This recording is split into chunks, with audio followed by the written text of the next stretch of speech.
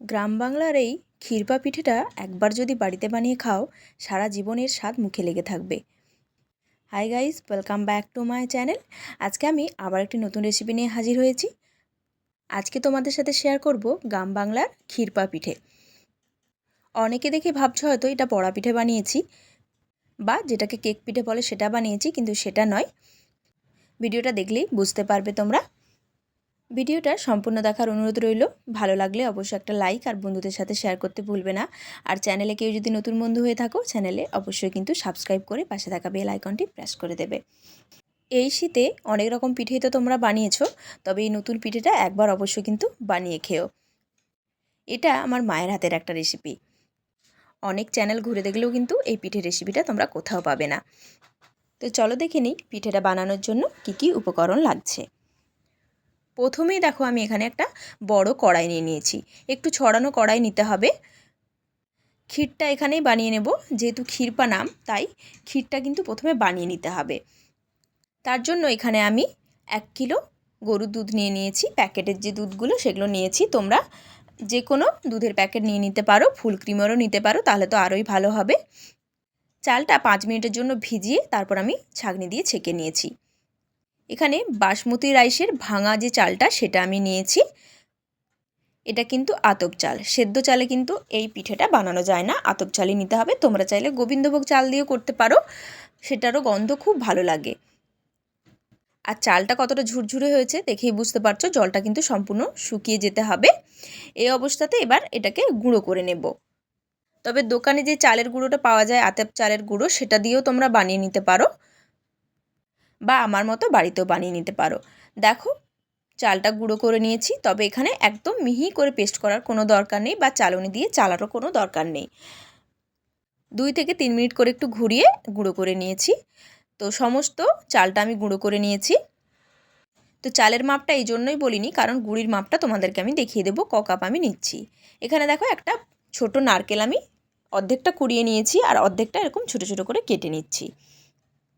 তোমরা চাইলে পুরোটা কুড়ি নিয়েও দিতে পারো, তবে কি বলো তো, এই দানাগুলো যখন মুখে পড়ে খেতে বেশ ভালো লাগে।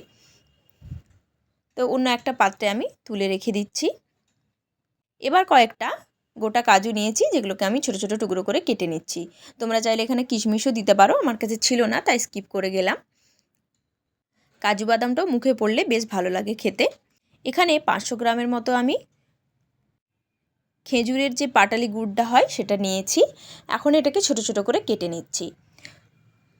তোমরা চাইলে কিন্তু পুরোটা চিনি দিয়েও করতে পারো, আমি গুড় আর চিনি দুটোই দেব। তো গুড়টার পরিমাণটা আমি বেশি দিচ্ছি। তবে শীতের সময় নোলের গুড় দিয়ে কিন্তু বেশি ভালো লাগে পিঠে খেতে, আর গুড়টা শরীরের পক্ষে খাওয়াও ভালো। তো গুড়টা ছোটো ছোটো করে আমি কেটে অন্য একটা পাত্রে সরিয়ে রেখে দিলাম। এখানে দেখো দুধটাও কিন্তু জাল দেওয়া হয়ে গেছে, আর অনেকটাই ঘন হয়ে গেছে। নিচের দিকে সর পড়ে গেছিলো, তাই সরটাকে আমি খুব ভালো করে চাটুর সাহায্যে তুলে নিলাম, যাতে নিচে কোনো রকমের সর না থাকে। তারপর দেখো এখানে 2 কাপ গুঁড়ো দুধ দিয়ে দিলাম। তোমরা চাইলে 10 টাকার যে প্যাকেটগুলো হয় সেগুলো কিন্তু দুটো এখানে ইউজ করে নিতে পারো। তো খুব ভালো করে গুঁড়ো দুধটা মিশিয়ে নিয়েছি। এখন খুব ভালো করে ফুটিয়ে নেব। যখনই দেখবে চারিপাশ থেকে দুধটা ভালোভাবে ফুটে আসছে, তখন এবার চালের গুঁড়িটা অ্যাড করতে হবে। এখন আমি জালটাকে কিন্তু মিডিয়ামে রেখেছি। তো এখানে আমি 3 কাপ চালের গুঁড়ো দিলাম, একদম ভর্তি ভর্তি করে দিয়েছি চালের গুঁড়োটা। প্রত্যেকটা মাপ যদি সঠিক থাকে পিঠেটা কিন্তু খুব ভালোভাবে তৈরি হবে। আর দেখতেই পাচ্ছ গুঁড়িটা দেবার পর অনেকটাই কিন্তু ঘন হয়ে এসছে। এবার আঁচটাকে আমি একদম কমিয়ে দিয়েছি। 5 মিনিট একটু নাড়াচাড়া করে নিলাম, তাতে চালটা একটু সেদ্ধ হয়ে যাবে। এরপর এখানে গুড়টা অ্যাড করে দিচ্ছি। একবার তোমরা এভাবে পিঠেটা বানিয়ে দেখবে, আশা করছি বাড়ির সকলের খুব ভালো লাগবে। গুড়টাকে খুব ভালো করে আমি মিশিয়ে নিলাম। এবার এখানে আমি চিনিটা অ্যাড করে দিচ্ছি। এখানে আমি 1/2 কাপ চিনি দিলাম। মিষ্টিটা অবশ্যই কিন্তু তোমাদের পছন্দ মতো নিয়ে নিও, এখানে কম বেশি তোমরা করে নিতে পারো মিষ্টিটা যেরকম পছন্দ করো। চিনিটাও খুব ভালো করে আমি মিশিয়ে নিলাম। এবার দিয়ে দেবো নারকেলগুলো। নারকেল আর কাজু বাদামটা যেটা কেটে রেখেছিলাম সব এখানে অ্যাড করে দিচ্ছি পরপর। কিছুটা পড়া পিঠের মতোই হবে, তবে এরকমভাবে ক্ষীর বানিয়ে করে নিতে হবে। পোয়া পিঠে বা পড়া পিঠে বা অনেকে আবার কেক পিঠে বলে, সেটা কিন্তু একদম প্লেন থাকে। আর এটা একদম ক্ষীর বানিয়ে তারপর এটাকে পোড়া করে নিতে হয়। এবার অনবরত নাড়াচাড়া করে এটাকে একদম ঘন করে নিতে হবে। যখন দেখবে যে একদম চারিপাশ থেকে দলা বেঁধে আসছে, তখন বুঝতে হবে যে এটা হয়ে গেছে। এটাকে নাড়তে নাড়তে কী যে সুন্দর একটা মিষ্টি গন্ধ বেরোচ্ছে, সে আর কি বলবো।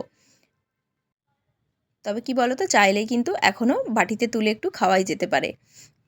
একদম পুরো ক্ষীরের মতোই কিন্তু লাগছে দেখতে। তবে গুঁড়িটা সিদ্ধ হয়েছে কিনা অবশ্যই একটু চেক করে নেবে। এই যে আমি দেখো এইভাবে দেখে নিচ্ছি, আর একটু খেয়েও দেখে নিলাম যে গুঁড়িটা ঠিকমতো সেদ্ধ হয়েছে কিনা। সুন্দরভাবে সেদ্ধ হয়ে গেছে, তো এটাকে আমি এখন সেট করে নিচ্ছি।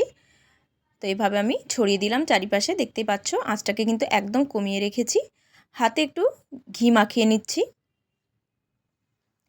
তারপর ওপর থেকে আমি এইভাবে ড্যাব ড্যাব করে দিচ্ছি, যাতে সুন্দরভাবে এটা সেট হয়ে যায় আর কোনোভাবে ফেটে না যায় উপর থেকে। তাই সুন্দরভাবে সেট করে নিচ্ছি, আর ঘিয়ের গন্ধটাও বেশ ভালো লাগবে।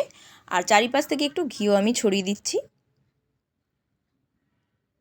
যাতে নিচের দিকটা যখন ভাজা হবে, ঘিতে ভাজা হলে আরও বেশি সুন্দর লাগবে খেতে। এবার দেখো, আঁচটাকে কমিয়ে রেখেই 45 মিনিট এটাকে কুক করতে হবে। আর 10 মিনিট পর পর কড়াইটাকে চারিপাশে একটু ঘুরিয়ে নিতে হবে।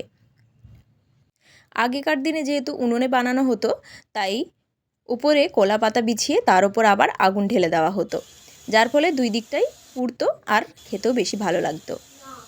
দেখো সুন্দর একটা কালারও এসে গেছে, আর এটা কিন্তু একদম কুক হয়ে গেছে। 20 থেকে 30 মিনিট এটাকে এভাবেই ছেড়ে দিতে হবে, তারপর একটু ঠান্ডা করে নিতে হবে।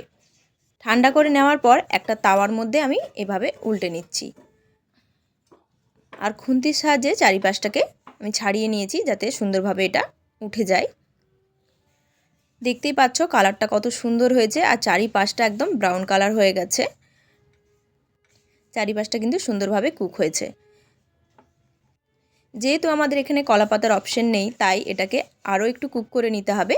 তাই দেখো আমি তাওয়ার মধ্যে নিয়ে এটাকে 15 মিনিট উল্টোপাটটা আমি কুক করে নিচ্ছি। আঁচটাকে কিন্তু অবশ্যই কমিয়ে রাখতে হবে। দুদিকটায় যখন ভাজা ভাজা হবে, খেতেও বেশ ভালো লাগবে। আর দেখো বলতে বলতে হয়ে গেছে। তো এখন আমি কি করছি, একটা ছুরির সাহায্যে এদিকটাও একটুখানি তুলে নিচ্ছি, যাতে চিটিয়ে থাকলে সুন্দরভাবে উঠে যায়। এবার একটা থালার মধ্যে নিয়ে নিলাম। তোমাদেরকে দেখানোর জন্য আমি একটা থালার মধ্যে নিয়ে নিয়েছি, যাতে তোমরা উল্টো পিঠটাও দেখতে পারো যে কতটা সুন্দর হয়েছে। এদিকটাও কালারটা বেশ সুন্দর এসছে। এখন এটাকে কেটে নেওয়ার পালা, তাই আবারও উল্টো পিঠটা আমি কেটে নিচ্ছি। তোমরা কিন্তু তোমাদের পছন্দ মতো কেটে নিতে পারো। আমি এইভাবে চৌকো চৌকো করে কেটে নিলাম। আর সারা বাড়ি গন্ধে একদম মমো করছে, কিন্তু এই পিঠেটা বানালে এত সুন্দর একটা মিষ্টি গন্ধ বেরোয়। আর তোমরাও কিন্তু দেখেই বুঝতে পারছো যে এটা কতটা সুন্দর হয়েছে। ভেতরটা একদম নরম আর বাইরেটা একটু মুচমুচে। দেখতে যতটাই লোভনীয় হয়েছে, খেতে কিন্তু এর থেকে অনেক বেশি সুন্দর। আশা করছি তোমাদেরও ভালো লেগেছে। ভালো লাগলে অবশ্যই কিন্তু একটা লাইক করে দিও। তো আজকের মতো আসি, দেখা হবে নতুন কোনো ভিডিও নিয়ে। ততক্ষণ সবাই ভালো থাকবে, সুস্থ থাকবে, আর এভাবে আমার পাশে থাকবে।